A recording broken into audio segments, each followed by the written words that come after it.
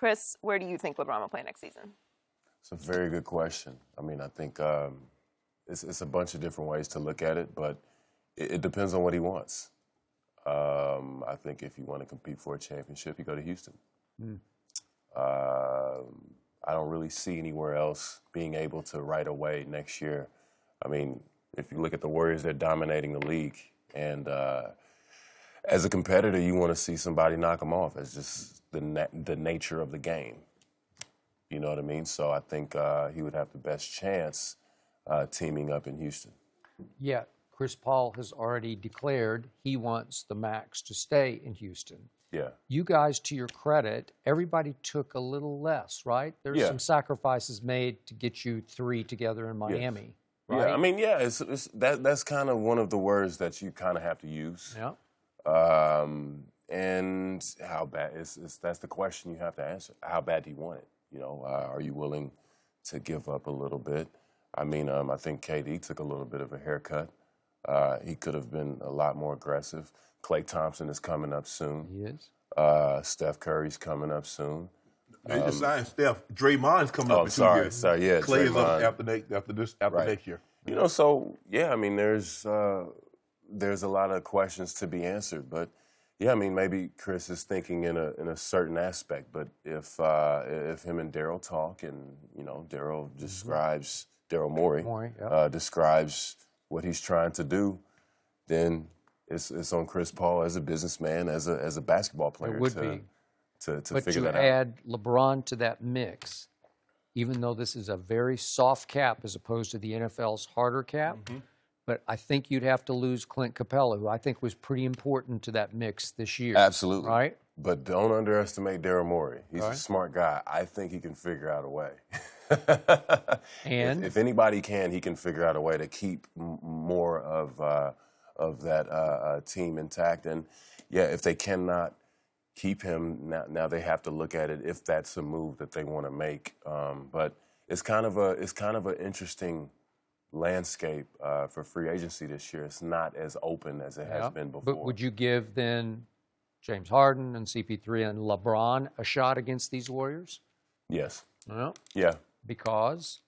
Well, I mean, if they're able to keep Eric Gordon, I think that's 4 All-Stars, right? Well, you I mean, Eric Gordon's not officially an All-Star, but you got he's to get off All-Star that Ryan caliber. Anderson contract. Good luck with that. 2 years at about $38 million. Yeah. Yeah. Not saying it's easy. But you didn't mention Philly. Why not? I mean, Joel Embiid, they got Redick. Now they're going to have to sign Redick. Covington made all defensive first team. Did. Yeah. Why not? You didn't mention Philly. You didn't mention the Lakers. Well, I think it's an easier fit. And I'm not discounting the Lakers out either, but I think they have more work to do. I think everybody has a little bit of work to kind of craft a team that makes sense. That you know, of course, you can put LeBron on a team, but the dynamic of the team will change a little bit, and it has to be kind of conducive to your style a little bit. I like the Pelicans. The Pelicans? Anthony Davis, True Holiday.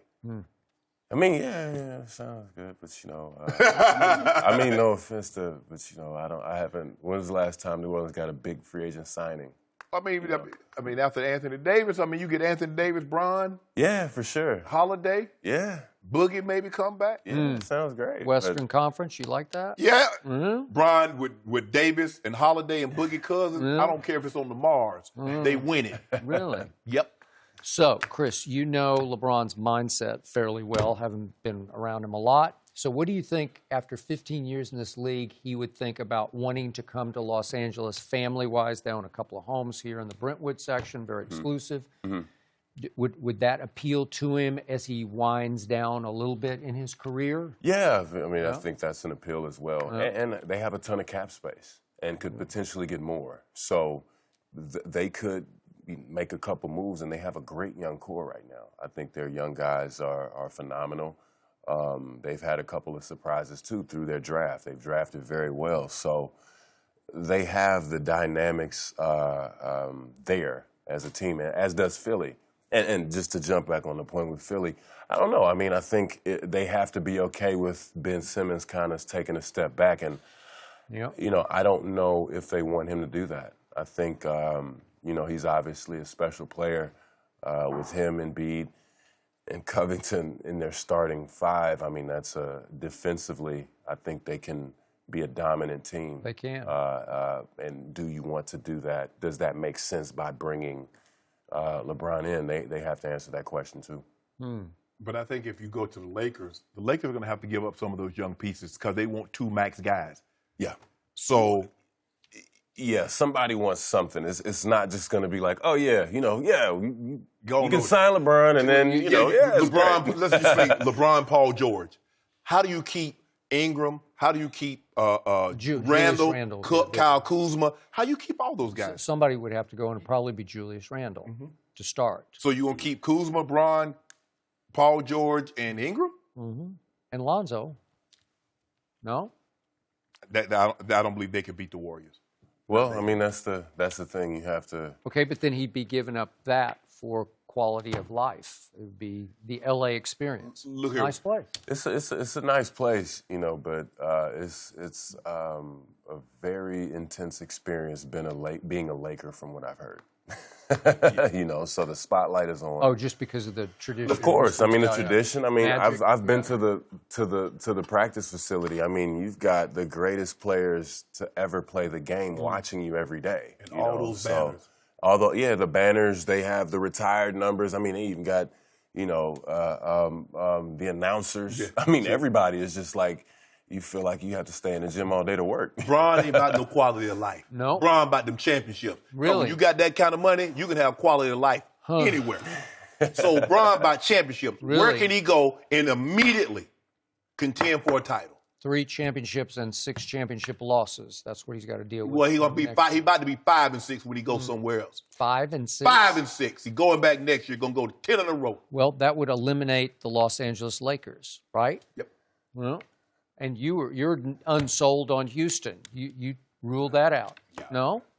I just don't see Chris Paul, James Harden. All those guys need the ball, want the ball. Now Chris and James did a great job of playing off each other.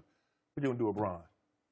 Well, and you have a point, but I think now the narrative has kind of changed, man. I mean, the Warriors have changed the game. Steph alone has changed the game because he's kind of like such an unselfish superstar. Yeah.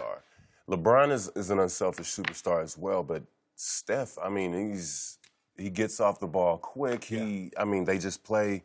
Their style of play is so different, and I mean, they move the ball as great. They ain't moved the ball last night. They ain't moved the ball. That was all the Kevin Warriors. Durant. That wasn't no ball. Well, I mean, hey, don't get me wrong. It's nice to go to KD and ISO. I'm not saying that, but usually the ball is snapping, the style of play, and I think the dynamic has changed to where when you team up, you have to still play a style that works and that can beat these guys because that's what it's about, beating the Warriors right now. Well, thanks for watching. Subscribe here to get the latest from the show, and be sure to check out more of the best clips from Undisputed or go watch a few segments from our other shows on FS1.